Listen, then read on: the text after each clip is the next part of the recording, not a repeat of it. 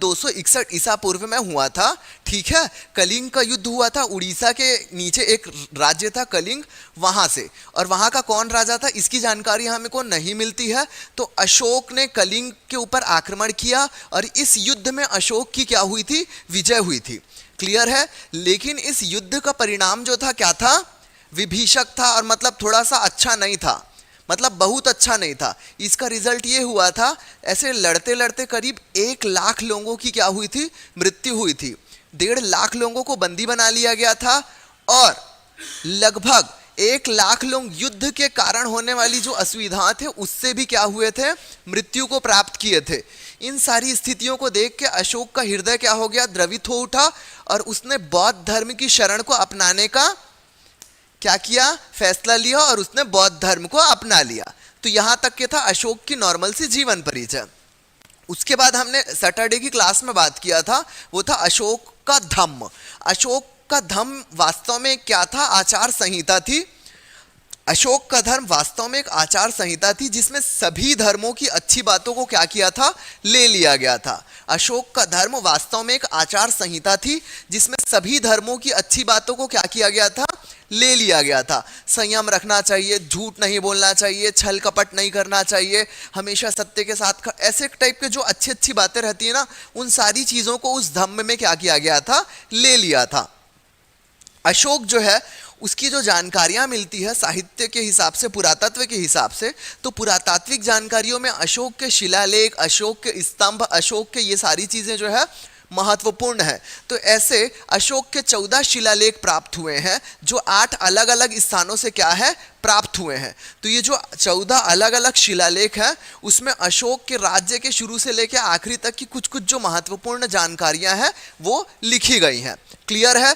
तो इन 14 शिलालेखों का नंबर और कौन से शिलालेख में क्या है ये आपको याद होना चाहिए। यहां तक क्लियर है, ये आपको याद होना चाहिए। चलो, तो अब इसमें हम आते हैं सीधा अशोक के शिलालेख में। तो जो प्रथम शिलालेख है उसमें क्या लिखा है कि संसार के सभी मनुष्य जो हैं क्या है, मेरी संतान है। अशोक ने संसार के सभी मनुष्यों को क्या कहा है, उसने क्या कहा है कि सभी मनुष्य मेरे संतान है। और अशोक ये भी कहता है कि पशु बलि की निंदा करता है, मतलब पशुओं की बलि, ये सारी चीजों को अब रोक देना चाहिए। अब ये कब की बात है, जब अशोक ने क्या कर लिया है, बौद्ध धर्म की शरण में चले गए हैं। क्लियर है। तो पहले वाले शिलालेख में यह मिलता है कि संसार के सभी मनुष्य मेरी संतान है, और दूसरा यह मिलता है उसी के अंदर में कि पशु बलि वध ये सब का क्या करना चाहिए, वो करना चाहिए, उसकी रोक देना चाहिए। ठीक है। अब तीसरे में दूसरा जो है उसका शिलालेख याद रखना, दूसरा शिलालेख में यह जानकारी मिलती है कि जो मनुष्य हैं, जो पशु हैं, उनके इलाज के लिए क्या होना चाहिए, एक चिकित्सालय होना चाहिए। मनुष्य, पशु, ये सब के इलाज के लिए क्या होना चाहिए, चिकित्सालय होना चाहिए। और इसी दूसरे शिलालेख में चोल, चेर, पांड्य, ये जो इधर अपन संगम काल के बाद दक्षिण भारत के वो राज्य पढ़ेंगे, उसके बाद ये इनकी भी जानकारी किसमें मिलती है, हमें अशोक के द्वितीय शिलालेख में मिलती है। उसके बाद तृतीय और चतुर्थ को एक साथ लिखवाया हूं, अशोक का तृतीय एवं चतुर्थ शिलालेख। इसमें क्या मिलता है, धर्म संबंधी जो नियम है उनका पूरा डिटेल उल्लेख क्या है, इसमें मिलता है तृतीय और चतुर्थ शिलालेख में। तृतीय और चतुर्थ शिलालेख में अशोक के धर्म और उससे संबंधित सारी जानकारियां आपको मिलती है। फिर हम आते हैं पांचवें शिलालेख। पांचवें शिलालेख में धर्म महामात्रों की नियुक्ति से संबंधित वो बताया गया है, तथा समाज और वर्ण व्यवस्था का उल्लेख भी थोड़ा सा मिलता है अलग तरीके से। पहला क्या बताया पांचवें वाले में धर्म महामात्रों की नियुक्ति और समाज में वर्ण व्यवस्था का उल्लेख जो है उस चीज को उस शिलालेख में क्या किया गया है, लिखवाया गया है। यहां तक हो गया पांचवा।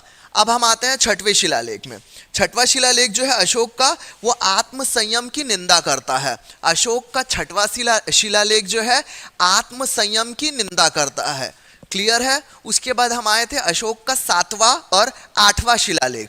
अशोक के 7वें और 8वें शिलालेख में धम्म क्या है, धम्म की परिभाषा, धम्म की विशेषताएं, और अशोक के जितने भी वो क्या थे, धार्मिक उनकी यात्राएं थी, तीर्थ यात्राएं, उनका क्या किया गया है, उसमें वर्णन किया गया है। क्लियर है? अशोक के 7वें और 8वें शिलालेख में। क्लियर है सबको?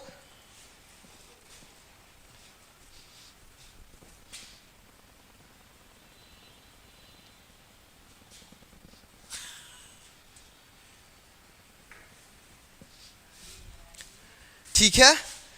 किसी का मैसेज आया था इंडिया जीके का एक क्लास भी सर जी इंडिया जीके का एक क्लास भी करवा दीजिएगा, परमेश्वर निषाद। ओके,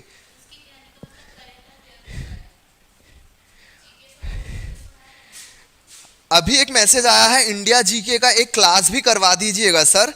तो बेटा ये जो अपन का चल रहा है ना, अपन जो पढ़ा रहे हैं हिस्ट्री, और इधर गुलनाज मैम जो ज्योग्राफी पढ़ा रही हैं, भावेश सर जो छत्तीसगढ़ का पढ़ा रहे हैं, खैर छत्तीसगढ़ को हटा दो, तो इंडिया का जो हिस्ट्री पढ़ रहे हैं और जो गुलनाज मैम पढ़ा रही है, वो कहीं ना कहीं क्या बोलते हैं अपन का क्या है, जनरल स्टडीज में आता है।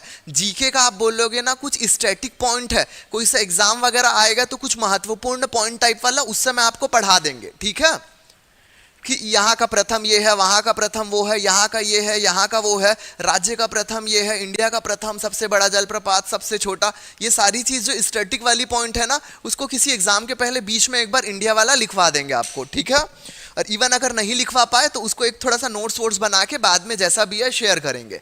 लेकिन आप मान के चलो अभी जो क्लास चल रही है ना, उसको थोड़ा सा आप लोग थोड़ा सा सीरियसली पढ़ते हुए चलो, कि यही वाले क्वेश्चंस जो रहते हैं ना, गलत होने की संभावनाएं रहती है। क्लियर है? चलो हम वापस आ जाते हैं 8वें शिलालेख तक के। 7वें और 8वें शिलालेख में हमने क्या बोला कि धर्म से संबंधित, उनकी तीर्थ यात्राओं से संबंधित, धर्म नहीं मतलब उनके तीर्थ यात्राओं से संबंधित और कैसे क्या करना है उनका, पूरी चीजें जो थी इसमें हमें 7वें और 8वें में मिल जाते हैं।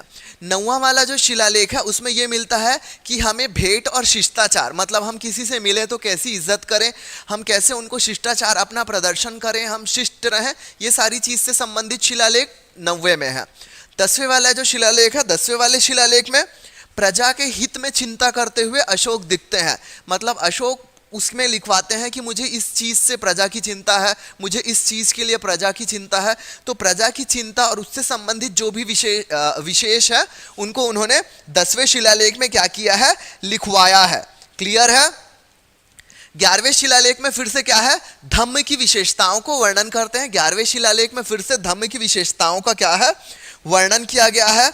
उसके बाद 12वें शिलालेख में अशोक ये बताते हैं कि जितने भी धर्म हैं, जितने भी लोग हैं, सभी धर्म का सत्कार करना हमारा एक इंडिविजुअल धर्म होना चाहिए। ठीक है, 12वें शिलालेख में अशोक खुद बताते हैं कि सभी धर्मों का सत्कार करना चाहिए, आदर करना चाहिए। और 13वां शिलालेख, आप इसको याद करना, इसको डबल स्टार बना लो, ये 13वां ही शिलालेख है जिसमें कलिंग युद्ध का वर्णन किया गया है। ठीक है, 13वां शिलालेख है जिसमें कलिंग युद्ध का वर्णन किया गया है। क्लियर है? 13वें शिलालेख में धार्मिक कलिंग युद्ध का वर्णन, और 14वें और अंतिम शिलालेख में अशोक ये कहते हैं कि सभी को धार्मिक जीवन क्या करना चाहिए, व्यतीत करना चाहिए। सभी को मतलब जो नॉर्मल जीवन चल रहा है उससे परे आध्यात्म भी होना चाहिए, थोड़ा सा धार्मिक भी होना चाहिए। तो ये चीजें अशोक के 14वें शिलालेख में मिला है। ठीक है, उसके बाद मैं ये बताया था अशोक के जो शिलालेख स्तंभ लेख मिले हैं, शिलालेख स्तंभ लेख, उनकी क्या है, लिपियां क्या है। तो अभी ये जो 14 शिलालेख लिखे हैं उनमें से लिखो शहबाजगढ़ी, एक शिलालेख है शहबाजगढ़ी, और मानसहरा, ये 2 शिलालेख जो हैं इनकी भाषा क्या है, खरोष्ठी लिपि में लिखी गई है, खरोष्ठी लिपि में लिखी गई है। और बाकी सभी शिलालेख किस में लिखे गए हैं, ब्राह्मी लिपि में लिखे गए हैं। क्लियर हो गया? बाकी सभी शिलालेख ब्राह्मी लिपि में लिखे गए हैं।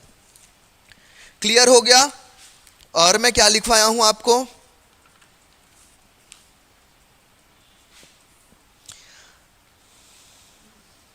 उसके बाद मैं आपको स्तंभ लेख लिखाया हूं। स्तंभ लेख में मैं ये बताया हूं कि अशोक के 7 स्तंभ लेख मिले हैं जो 6 अलग अलग स्थानों से प्राप्त हुए हैं। 7 स्तंभ लेख 6 अलग अलग स्थानों से प्राप्त हुए हैं। उन स्तंभ लेखों का नाम आप याद रखना और किसने उसे कहां पे स्थापित करवाया ये भी याद रखना। क्लियर है? तो प्रयाग स्तंभ लेख सबसे पहला मैं लिखवाया था आपको, प्रयाग स्तंभ लेख। ठीक है, प्रयाग स्तंभ लेख। तो तो ये प्रयाग स्तंभलेख जो है कौशाम्बी में स्थित था। प्रयाग स्तंभलेख कौशाम्बी में स्थित था। बादशाह अकबर ने उसे वहां से लाके इलाहाबाद के किले में क्या किया, स्थापित करवाया। क्लियर है? कौशाम्बी में था, उसे इलाहाबाद किले में अकबर ने क्या किया, स्थानांतरित करवाया। दूसरा है दिल्ली टोकरा। दिल्ली टोकरा, ठीक है, दिल्ली टोकरा मतलब टोकरा नामक एक स्थान था, वहां से उस स्तंभ लेख को निकलवा के दिल्ली के किले में किसने स्थानांतरित करवाया, फिरोज शाह तुगलक ने। फिरोज शाह तुगलक ने दिल्ली के किले में उसे क्या करवाया, स्थापित करवाया। फिरोज शाह तुगलक ने दिल्ली के किले में स्थापित करवाया। तीसरा फिर से है दिल्ली मेरठ। तीसरा फिर से है दिल्ली मेरठ। तो मेरठ का जो स्तंभ लेख मिला है उसको मेरठ यानी उत्तर प्रदेश का एक वो है जिला है मेरठ, मेरठ से निकलवा के उसको भी दिल्ली में कौन स्थानांतरित करवाया, फिरोज शाह तुगलक ने। क्लियर है? सबसे पहले वाला अकबर ने और दूसरे दोनों फिरोज शाह तुगलक ने क्या किया है, स्थानांतरित करवाया है। ठीक है।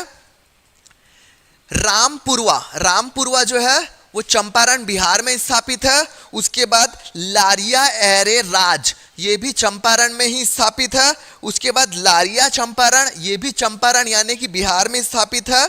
और उसके बाद एक लघु स्तंभ लेख है। क्लियर है? तो ये 7 होगा। उसके बाद मौर्यकालीन अन्य शासक भी आए जो महत्वपूर्ण नहीं है, तो हमें 3 लोगों को ध्यान रखना है। वो 3 कौन है? सबसे पहला हमारा चंद्रगुप्त मौर्य है, दूसरा हमारे बिंदुसार है और तीसरा हमारे अशोक महान है। क्लियर है? और याद रखना इस मौर्य साम्राज्य के संभवतः अंतिम शासक वृहद्रथ थे। संभवतः अंतिम शासक वृहद्रथ थे। यहां तक क्लियर हो गया? चलो, उसके बाद ये राजाओं का सिलसिला यहाँ पे खत्म हुआ। तो उनकी जो प्रशासन थी, उनकी राज्य व्यवस्था थी, उनकी सामाजिक प्रणाली थी, कैसे जीवन यापन करते थे, इससे संबंधित चीज़ों को हमको पढ़ना होगा। जैसे भी हम किसी सभ्यता को पढ़ते हैं तो राजा महाराजाओं के साथ उस सभ्यता के राजनैतिक, आर्थिक और सामाजिक पहलू को आपको याद करना बहुत ज़रूरी है। ठीक है? क्योंकि फैक्ट वाले पॉइंट आपके पीएससी प्री में पूछेगा, लेकिन अगर फैक्ट वाला पॉइंट नहीं आता है तो सीधा क्वेश्चन पूछता है मौर्यकालीन सामाजिक व्यवस्था को लिखिए। 8 नंबर में आ जाएगा आपके मेंस में। तो आपको ये कहानी पता है ना, एग्जैक्टली यही चीज आपको छाप के आना है। क्लियर है? ठीक है। तो अब हम जो था उसके प्रशासनिक व्यवस्था को, यहाँ ने उनकी राज्य व्यवस्था कैसी थी, उनकी प्रशासनिक व्यवस्था, उनकी प्रांतीय व्यवस्था कैसी थी, उसको हमने शुरू किया था। तो सबसे पहले में मैंने लिखाया था मंत्री परिषद।